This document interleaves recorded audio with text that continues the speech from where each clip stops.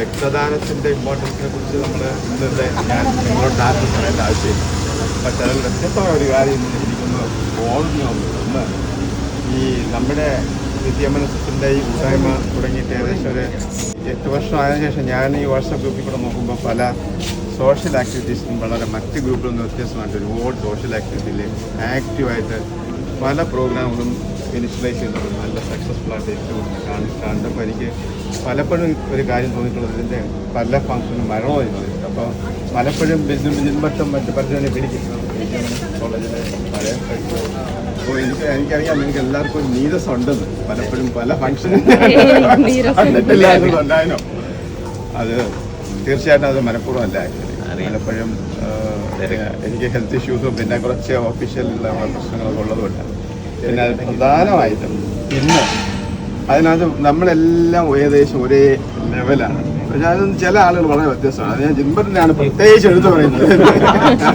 നമുക്ക് പലർക്കും മനസ്സിൽ തോന്നാത്ത പല കാര്യങ്ങളും ജിൻബറിൻ്റെ ഈ പറഞ്ഞ പോലെ ഇത് സത്യം പറഞ്ഞാൽ അതിൻ്റെ അടിസ്ഥാന ഘടകമെന്ന് വെച്ചാൽ ഒന്ന് സഹായിക്കുക, പിന്നെ എങ്ങനെയാണ് സ്നേഹത്തിൻ്റെ ഭാഷയിലെ പല കാര്യങ്ങളും ജനങ്ങൾക്ക് എന്തൊക്കെ പ്രോഗ്രാം ചെയ്യാൻ പറ്റുമെന്ന് കണ്ടുപിടിക്കുക, പിന്നെ അതിന് എങ്ങനെയാണ് നമ്മളെ ഗ്രൂപ്പിനെ ഒന്ന് മൊബിലൈസ് ചെയ്യുക എന്നുള്ള കാര്യങ്ങൾ വളരെ ബ്യൂട്ടിഫുള്ളായിട്ട് ചെയ്തിട്ടുള്ള ജിൻബറ്റ് അതിനിന്ന് ഞങ്ങൾ ഓർക്കേണ്ടി വരും. അതുകൊണ്ട് അത് ഓർത്തുകൊണ്ട് ഞാൻ ഈ രക്തദാന ക്യാമ്പിനെ ഇനാഗ്രേറ്റ് ചെയ്യാണ്. ഈ ഉദാത്തമായ ഈ രക്തദാന ചടങ്ങ് ഞാൻ ഉദ്ഘാടനം ചെയ്തെന്ന് പ്രഖ്യാപിക്കാം. Thank you. നിശ്ചയിച്ചു നമ്മുടെ വളരെ ഷോർട്ട് നോട്ടീസിലാണ് നമ്മൾ തീരുമാനിക്കുന്നത്. പക്ഷേ ഇത് ഇംപ്ലിമെന്റ് ചെയ്യുന്നത് അതിലും ഷോർട്ട് നോട്ടീസ്.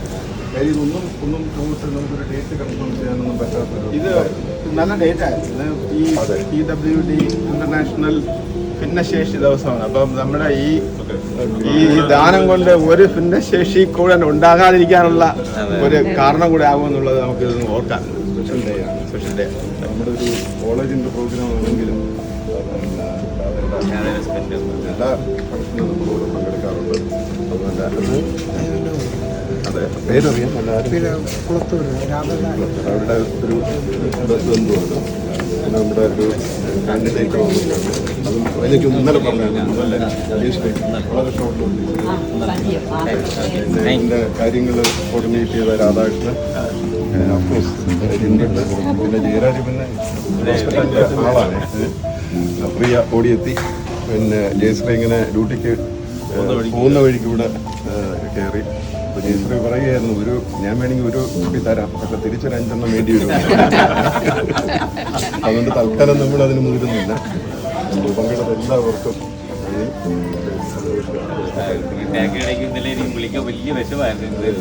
എന്നാലും അപ്പം നമുക്ക് വളരെ ഈസി ആയിട്ട് സന്തോഷം എന്ന് വിളിച്ച് സംസാരിക്കാം. പക്ഷേ സന്തോഷ സ്ഥാനത്ത് വേറെ ആളാണെങ്കിൽ ഒരു പക്ഷെ നമുക്ക് റീച്ചബിൾ പോലും അത്രയും ഒരു പ്രശ്നത്തിലിരിക്കുന്ന ഒരു വ്യക്തി ഭഗവാൻ ഓടിയെത്തി.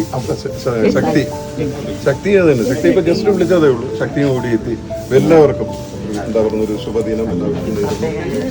അതെ, അദ്ദേഹത്തിന് എല്ലാവിധ വിജയാശംസകളും.